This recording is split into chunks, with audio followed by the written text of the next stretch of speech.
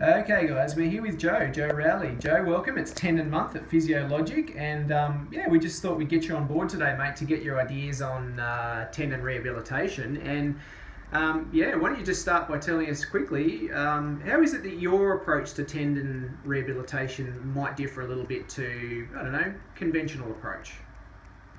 I like to place a lot of emphasis on identifying causative factors and then trying to address those during rehabilitation and making the exercises, the rehabilitative exercises, as specific and as relevant as possible to the person's goal, task, or meaningful task, if you like. Yeah, okay, so just making it specific to what people need to do and function, I guess.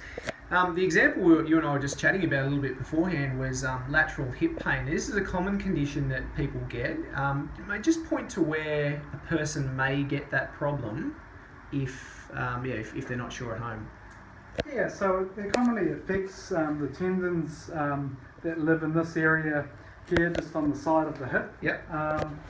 And what we see in a lot of walkers and runners who develop this problem is that they have excessive movement of their pelvis over and trunk over their leg when they're on one leg during walking and running. Yeah. Okay. So all right. So that causes. Sorry, I was just going to say that causes overload of that tendon, and often a compressive issue where the tendon basically gets compressed over the side of the thigh bone there. Yeah, makes sense.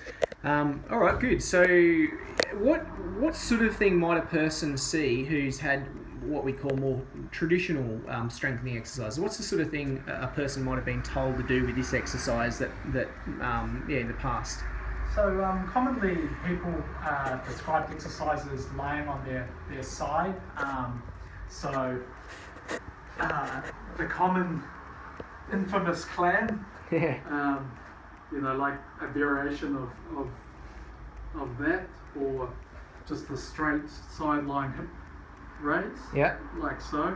Now the problem with these exercises is that the way that the muscles are coordinated is completely irrelevant and foreign to how they function when we're in an upright position walking and running. And without going into the geeky science of it all,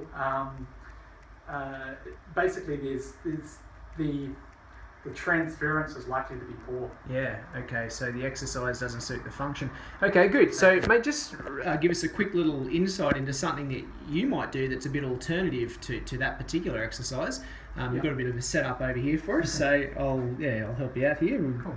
We're going to chuck this stick on. Sure. Yep. So as with all exercises, I like it if there's a clear target. In this case, we've placed the stick here as a target for my swing leg.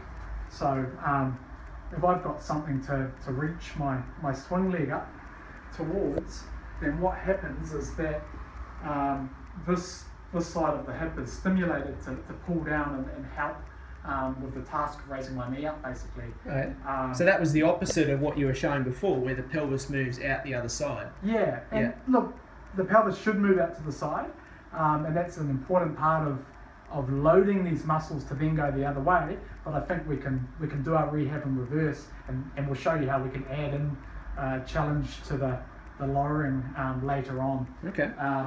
But one thing that we commonly see is that people will also lean their trunk to the side of the sore hip, which isn't ideal either.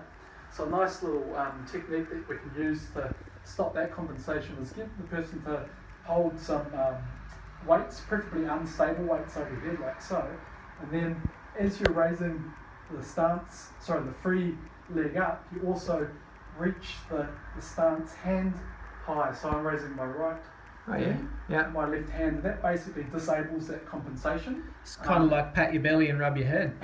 Exactly. And the unstable weights give you really nice feedback, so you don't need a coach with you. Now, I said before that we do need to train the ability of the hip along with other parts of the body to control that lowering. So what we could do there is, before coming up to touch our target stick, in this case like so, is lower the foot down. As soon as I feel my right foot touch the ground, I can come up. And again, we'll do that with the hands overhead. So Oh, yeah. controlled lower, so I'm getting that slight dip.